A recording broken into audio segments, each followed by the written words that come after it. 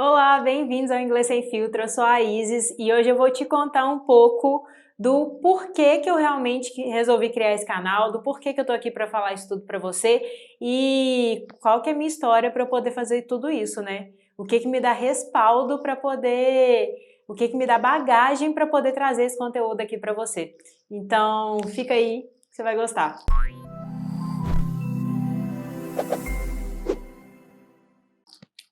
Vamos lá. Primeira coisa que eu quero te contar, e é por isso que eu resolvi contar a minha história, é como que eu realmente aprendi inglês. Porque tem muita gente que assume que você só é fluente, você só consegue falar um inglês claro, com uma dicção boa, com um bom accent, com um bom sotaque, se você, por acaso, tiver ou feito escola de inglês, cursinho, etc., sua vida inteira, ou se você tiver morado fora durante muitos anos, ou se você tiver pais bilíngues ou qualquer coisa do tipo. Eu não tive nenhum desses. É possível. Para começar, eu estudei em escola pública até a quarta série, mais ou menos. Depois eu fui para uma escola particular, mas eu acho que eu não tinha inglês nessa época, quinta, sexta série. Eu lembro que só na sétima série mesmo, que eu fui começar a ver alguma coisinha de inglês e mesmo assim, era só verbo to be. Eu acho que eu passei uns 3 anos, da sétima, oitava e, tipo, primeiro ano. Minha época não tinha nono ano não, tá, gente? Mas eu passei uns 3 anos só vendo verbo to be. E eu não aguentava mais ver aquela porra daquele verbo to be.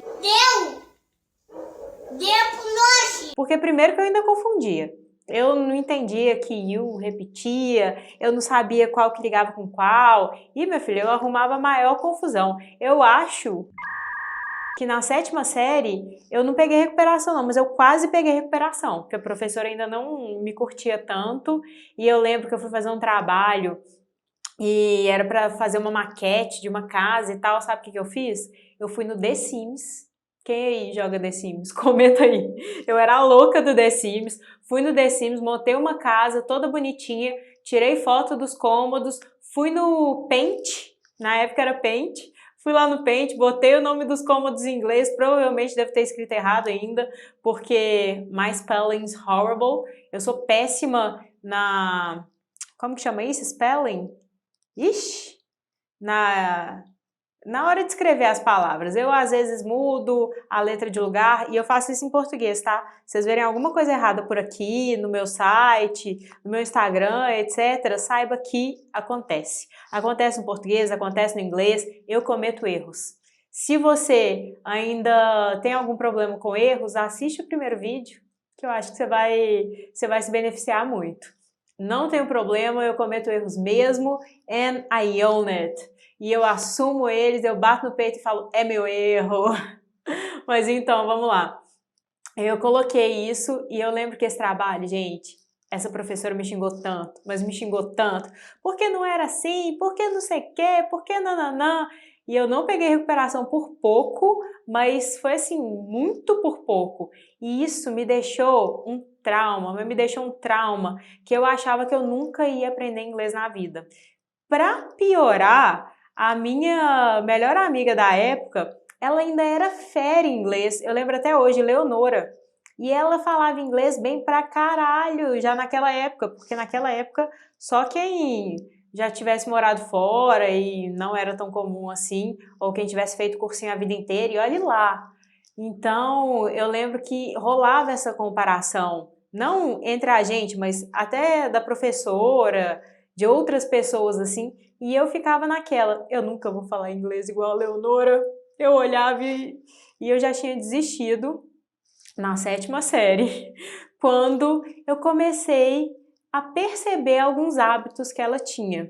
Na época, isso passou, tipo assim, deu só um glance, deu só uma primeira ideia de como eu iria começar a aprender inglês. Eu ainda não tinha tanta essa consciência, igual hoje, olhando para trás, eu tenho.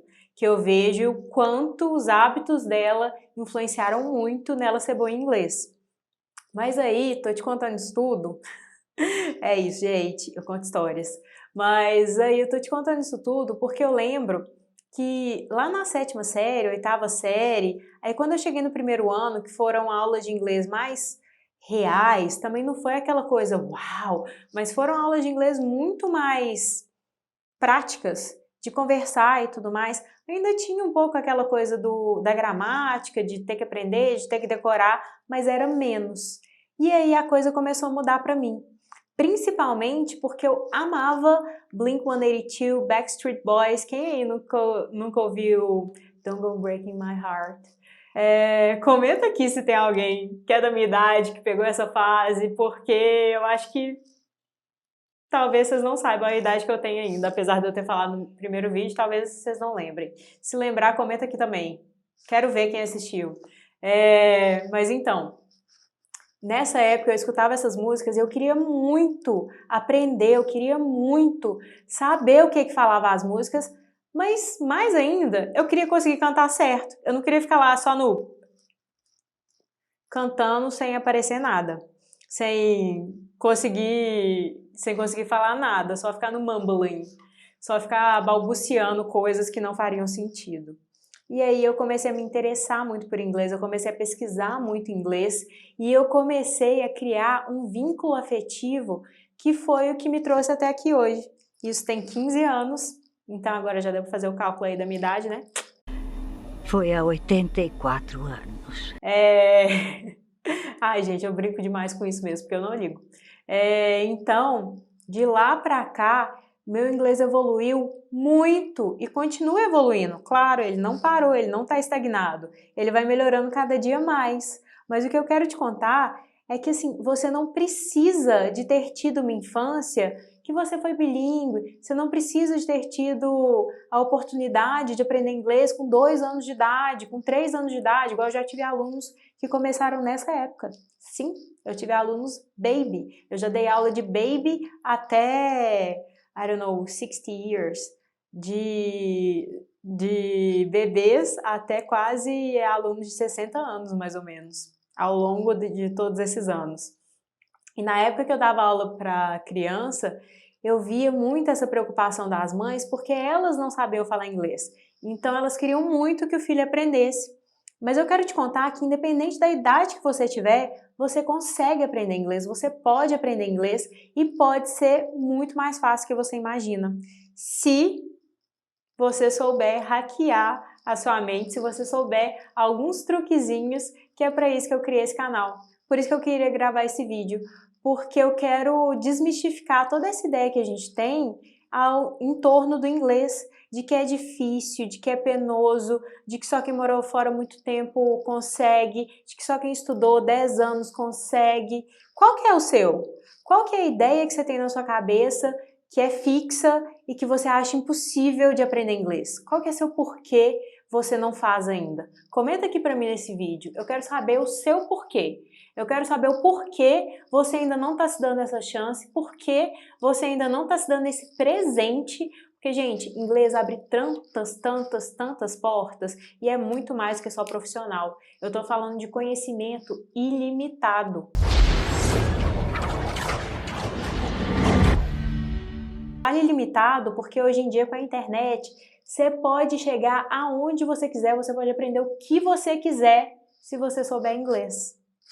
E aí, vai desistir dessa?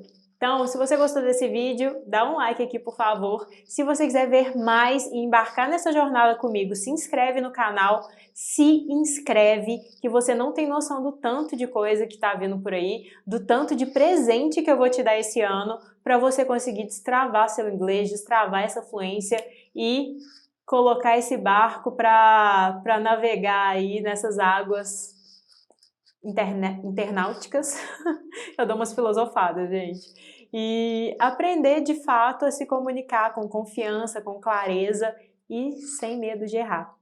Vamos lá? Te vejo no próximo vídeo. See ya!